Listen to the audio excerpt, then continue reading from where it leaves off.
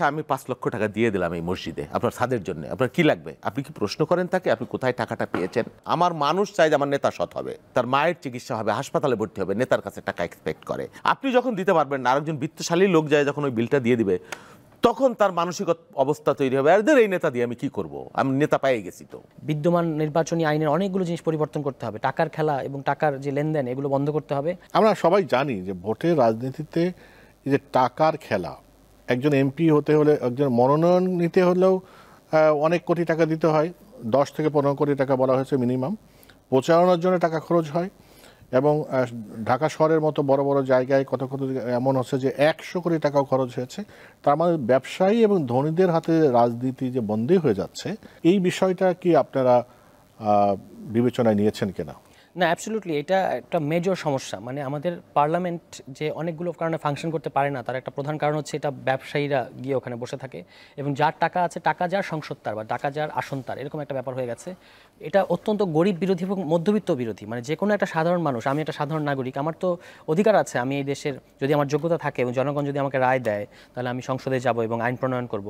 কিন্তু আপনার টাকা না থাকলে আপনি জনগণের কাছে পৌঁছাতেই পারবেন না, এমন একটা সিস্টেম করা আছে। এই কারণে আমরা বলেছি যে বিদ্যমান নির্বাচনী আইনের অনেকগুলো জিনিস পরিবর্তন করতে হবে, টাকার খেলা এবং টাকার যে লেনদেন এগুলো বন্ধ করতে হবে, এবং যেন খুব একটা লিমিট করে দেওয়া হয়, এবং ওই লিমিটটা যেন ক্রস করতে না পারে কোনো রাজনৈতিক দলের কোনো। এখনো তো লিমিট করা আছে, 25 লক্ষ টাকার বেশি খরচ করা যাবে না, সেটা তো বাস্তবে হয় না। বাস্তবে হয় না, এটা সমস্যা। তার কারণ হচ্ছে যে এখানে আইনগুলো, যেহেতু রাজনৈতিক দল বা যে সরকার ক্ষমতায় থাকে তারা এই আইনগুলোর ব্যাপারে শ্রদ্ধাশীল না, তারা এই আইনগুলো ইমপ্লিমেন্ট করতে দেয় না, এবং আমাদের এই ধরনের রাষ্ট্রও নাই, রাষ্ট্র বা প্রতিষ্ঠানগুলো নাই যারা স্বাধীনভাবে এই আইনগুলো ইমপ্লিমেন্ট করবে। মানে নির্বাচনকালীন সরকারের সময় যে কোনো ক্যান্ডিডেট যদি কোনো নির্বাচনী কোনো আচরণবিধি ভঙ্গ করে, তার বিরুদ্ধে ব্যবস্থা নেবে, এই ধরনের স্বাধীন প্রতিষ্ঠান আমাদের নাই। সেটা হওয়ার জন্যই কিন্তু সংস্কারের কথা বলা হচ্ছে। স্থানীয় সরকারের উন্নয়ন স্থানীয় সরকার করবে, উন্নয়ন কর্মকাণ্ডে মানে সংসদ সদস্যদের মানে ওখানে হস্তক্ষেপ করার কোনো দরকার নেই। এই ধরনের অনেকগুলো সংস্কার প্রস্তাব আমরা করেছি, সেগুলো যদি বাস্তবায়ন করা যায় তাহলে আমরা মনে করি যে একেবারেই তো এই ক্যাপিটালিজমের মধ্যে তো আমরা একেবারে বেহেশত বানিয়ে ফেলতে পারবো না, তবে পরিস্থিতির অনেক গুণ উন্নতি ঘটবে। বাবুল, আপনি কি মনে করেন? এটা একটা বিস্তর আলোচনার ব্যাপার, এই টোটাল ব্যবস্থায় কোথায় ফাঁক। আপনি যেটা বললেন, এখনো আইন আছে, তো আইনের ফাঁক ফোকর আছে, আইনের বাস্তবতা আছে, আছে। আপনি যতক্ষণ পর্যন্ত একটা সামাজিক বিপ্লব না করতে পারবেন, ততক্ষণ পর্যন্ত আপনি এই সমস্যা, এটা একটা গুরুতর সমস্যা। আপনি আইন করলেই সমস্যার সমাধান হয়ে যাবে তা না। কিন্তু আপনি একটা জিনিস বলেন, একটা লোক সারা জীবন আদর্শিক রাজনীতি করে, সে কোথায় টাকা পাবে? আপনি বলেন। আমাদের কথা ধরেন, আমরা 38 বছর রাজনীতি করি, আমাদের তো বড় বিত্তশালী ব্যবসা নাই। আপনি যদি অসৎ পথ না অবলম্বন করেন, ক্ষমতায়ও যদি যান, আপনার তো ওই টাকা হওয়ার সুযোগ নাই। আপনি মানুষের জন্য কাজ করেন, কিন্তু আমার সমাজ ব্যবস্থাটা কি? আমার কর্মীরা, আমার মানুষ চাই যে আমার নেতা সৎ হবে, হ্যাঁ, কিন্তু যখন তার কোনো ব্যক্তিগত বিপদ হবে, তার মায়ের চিকিৎসা হবে, হাসপাতালে ভর্তি হবে, নেতার কাছে টাকা এক্সপেক্ট করে যে আমার মায়ের হাসপাতাল বিলটা আপনি দিয়ে দেবে, আমার নেতা করে। তো এটা তো সত্য।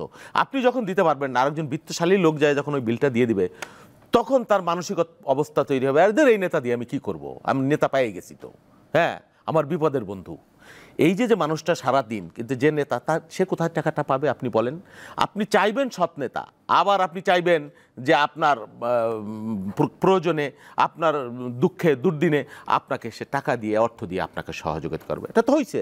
আপনি মসজিদে যান নামাজ পড়তে, হ্যাঁ, আপনি বলবেন না, হুজুররা ওয়াজ করে বলে না যে এই 100 টাকা দিলে এই সাদ হইলে হাসরের ময়দানে, এটা বয়ান তো করে না, এটা কোটি গুণ বৃদ্ধি পাবে।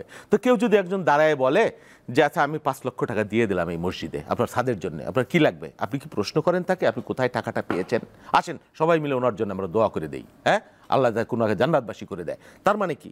আপনি তাকে উৎসাহিত করছেন, দুর্নীতিতে আপনি প্রশ্ন করেছেন, হ্যাঁ, সবাই আপনিও তার জন্য দোয়া করছেন, ভালো কথা। আপনি আপনার বোন বিয়ে দেবেন তো বোন বিয়ে দেওয়া, আপনি যদি শুনেন যে স্কুলের হেডমাস্টার, কোনো ঘুষ নাই, দুর্নীতি নাই, আরেকজন যদি কাস্টমসে চাকরি করে, 3rd ক্লাস চাকরি করে, ধরুন 3rd ক্লাস ওইটি উপরি আমায় আছে, মুখে না বললেও আপনি পাত্র হিসেবে ওইটাকেই সিলেক্ট করবেন। আপনি উৎসাহিত করছেন তো অসততা থাকে।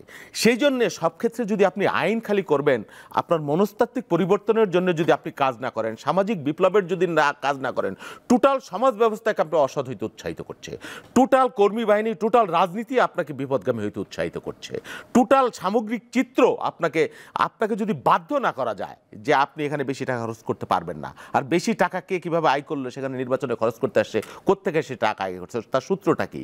আপনার দুদক একটার সাথে আরেকটা, প্রত্যেকটার সাথে প্রত্যেকটা জড়িত। আপনি এখানে মুখে বলবেন, আইন করবেন, আর কালকেই বাংলাদেশে একেবারে সিরাতুল মুস্তাকিমে চলে যাবে। অ্যাবসার্ড, এটা এত সহজ বিষয় না। হ্যাঁ, একজন মহামানব লাগবে হয়তোবা, উপর থেকে শুরু হবে, তাও আপনার 20 বছর লাগবে, 25 বছর লাগবে এই সংস্কার হইতে, এই সোজা রাস্তা তৈরি হইতে। আপনার Singapore, Lee Kuan Yew from first world third, তার যে বইটা আছে আপনি পড়বেন। সিঙ্গাপুরে এক সময়ে আপনার ইন্দোনেশিয়া থেকে অস্ট্রেলিয়া থেকে সব মানে চোর ডাকাত এখানে দ্বীপান্তর করতো, সেই ব্লাড।